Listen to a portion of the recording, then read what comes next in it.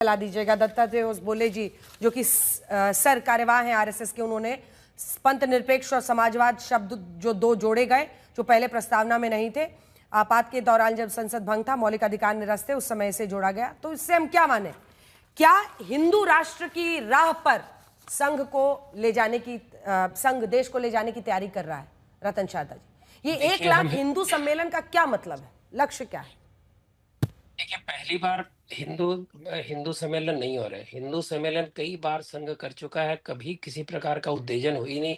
जब भी हिंदू सम्मेलन करता है, हिंदू समाज के सुधार के लिए करता है। आज पंच परिवर्तन में क्या कहा गया? सामाजिक समरसता, पर्यावरण, कुटुंब प्रबोधन, स्वदेशी, नागरिक कर्तव्य। इसमें कौन सा हिंदू मुसलमान है?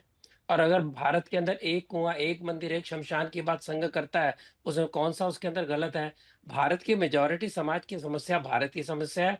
अगर उसको दूर करना तो हिंदू एक सेकंड बस आपको टोक रही हूं। एक बार तस्वीरें हम दिखा रहे हैं। प्रधानमंत्री नरेंद्र मोदी इस वक्त ब्रिक्स सम्मेलन में शिरकत कर रहे हैं और इस वक्त तस्वीरें वहां पर राष्ट्राध्यक्षों की ली जा रही हैं।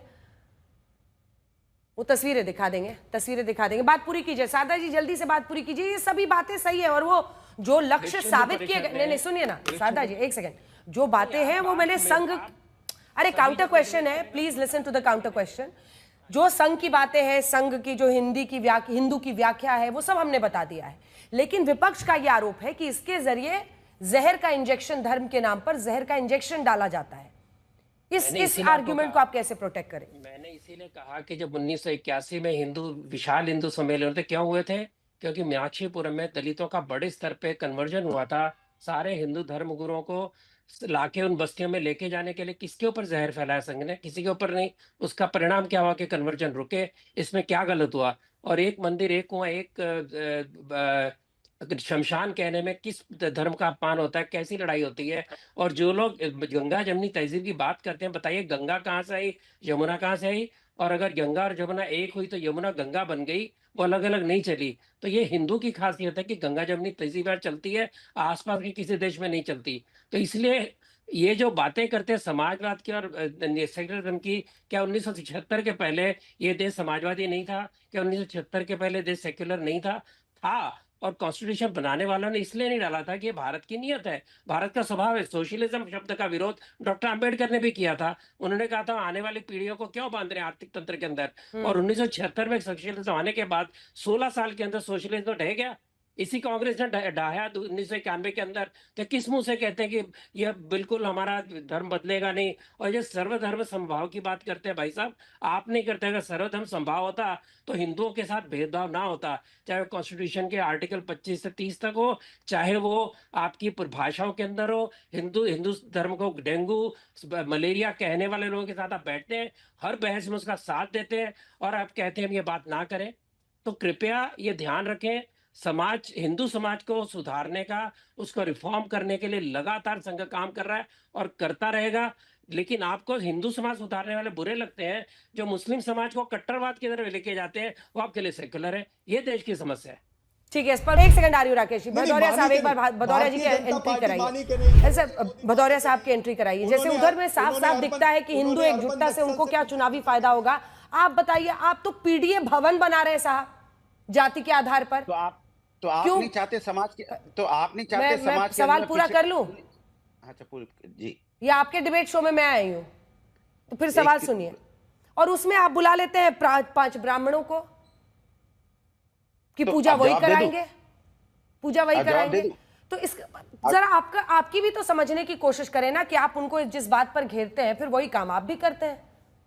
तो आप नहीं चाहते कि समाज के अंदर में पिछड़ा दलित आगे आ पाए, समाज की मुख्यधारा में शामिल हो? जो लोग पीछे छूट गए, क्या उनको समान अधिकार नहीं मिलना चाहिए? क्या समाज के अंदर में जो दलित समुदाय है, क्या उसको आगे नहीं आना चाहिए, मुख्य धारा में शामिल नहीं होना चाहिए? क्या सामाजिक न्याय की बात नहीं होनी चाहिए? वो पिछड़े रह जाएं, इस देश के अंदर में 1% आबादी के पास 40% संपत्ति बनी रह जाए, माने वो आगे ही ना आ पाए, वो पिछड़े बने रहे। तो ये मेरी जिम्मेदारी बनती है। इसलिए कहते हैं सामाजिक न्याय की बात क्यों कर रहे हैं हम, कि समाज जब आगे बढ़ेगा, समाज के सही वर्ग आगे बढ़ेंगे तो हिंदुस्तान आगे बढ़ेगा। हिंदुस्तान का कुछ वर्ग ही आगे बढ़ेगा तो हिंदुस्तान उतनी आगे नहीं बढ़ सकता जितनी आगे उसे बढ़ना चाहिए। इसलिए हम सभी समुदाय को, फिर से जरा एक सेकंड इनको दिखाएगा। भदौरिया जी, पीडीए का फुल फॉर्म बताइएगा। पी से कौन, डी से कौन, ए से कौन? पिछड़ा, दलित, अल्पसंख्यक, पिछड़े अगड़े, आधी आबादी, और जो पिछड़े अगड़े भी है, माने जो परेशान है। हमारा मकसद क्या है? जो व्यक्ति परेशान है उससे समाज में न्याय दिलाना। अगड़े भी तो परेशान है, पिछड़े अगड़े वो भी तो परेशान है ना। अच्छा, अब ए से अगड़े भी हो गया है तो अन्याय है, क्यों नहीं होगा? जो लोग व्यक्ति परेशान उससे तो आप आगे मान रहे हैं कि देश में अगड़े जो है वो भी पीछे छूटे हुए हैं, आप ये मान रहे हैं? जो फिर भी आप आरक्षण बढ़ाना चाहते हैं, मतलब आप क्या बोल रहे हैं? आप खुद ही सुनिए, उसको समझने की कोशिश कीजिए। नहीं, खुद ही आप खुद ही कह रहे हैं, आपका सेंटेंस ही सुन तो लीजिए, सेल्फ कॉन्ट्रोडिक्टरी है सर। अरे सुन, नहीं, आपको क्या लगता है कि क्या अगर आप गांव में जाओ, छोटे समाज में जाओ, क्या उनके ऊपर अत्याचार नहीं हो रहा है? क्या कानून व्यवस्था उनके ऊपर, हमारी जिम्मेदारी नहीं बनती उनको न्याय दिलाना? कि हमारी जिम्मेदारी बनती है ना। और आधी आबादी जिसके पास अत्याचार होता है कि हमारी जिम्मेदारी नहीं बनती उनको न्याय दिलाना। भारतीय जनता पार्टी तो सुनना नहीं चाहती। तो हम जो भी पीड़ित हैं उनको न्याय दिलाना ये मेरी जिम्मेदारी है।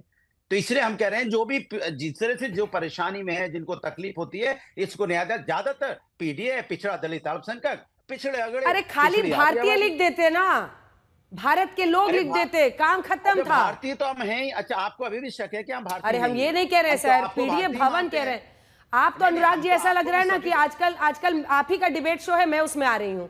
कुछ सवाल का जवाब आप दीजिए। वोट मांगने आप जाते हैं, वोट मांगने आप समाजवाद बबुआ धीरे धीरे आई, साइकिल पे आई, घोड़ा पे आई, मर्सिडीज में आई, सब पे आई। अरे सुनिए भदौरिया जी प्लीज, सुन लीजिए, एक सेकंड। मतलब आपसे कुछ सवाल करती हूँ, आप उल्टा मुझसे सवाल करने लगते हैं। एक सेकंड नहीं ना, आप सवाल करने लगते हैं ना, आपको पास जवाब ही नहीं होता है।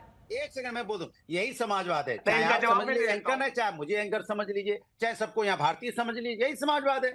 हम भी अपने आप को एंकर समझ रहे हैं, आप भी अपने आप को प्रवक्ता समझिए, यही तो समाजवाद है। एक दूसरे से सवाल पूछेंगे, एक दूसरे का जवाब देंगे। ये कैसे होगा कि नहीं हम एंकर हैं, हम जो बोलेंगे वो चलेगा, या हम प्रवक्ता हैं, सवाल पूछ रहे हैं मिस्टर भदौरिया, सवाल पूछ रहे हैं, सवाल का जवाब दीजिए।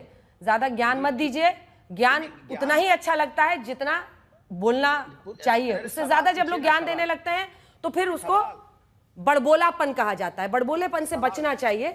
आप शो पर आए हैं, अपनी पार्टी का पक्ष रखिए, सवाल पूछूं उसका सीधा जवाब दीजिए। रुक जाइए त्रिपाठी जी, एक बार उन दोनों से कमेंट ले लूं, फिर आपके पास भी आ रही हूं। संगीत रागी जी, जल्दी से एक छोटा सा कमेंट देखिए। एक सेकंड। सांस्कृतिक विचारधारा के साथ संघ आगे बढ़ रहा है, ठीक है, लेकिन जब आप हिंदू सम्मेलन लिखते हैं, जब आप कहते हैं हिंदुओं के खिलाफ अत्याचार हो रहा है, हिंदुओं को जागृत करना है, हिंदुओं को समझाना है कि आप जाति से पे मत बटिए, तो ये अपने आप में सब, तो क्या वहां पर जो अन्य धर्म मानने वाले लोग हैं वो नहीं आएंगे? आप कहेंगे कि हमारी डेफिनेशन ही अलग है, लेकिन आप खुद ही बोलते बोलते 4 बार कहते हैं कि हिंदुओं के खिलाफ ऐसा हो रहा है, हिंदुओं के खिलाफ वैसा हो रहा है।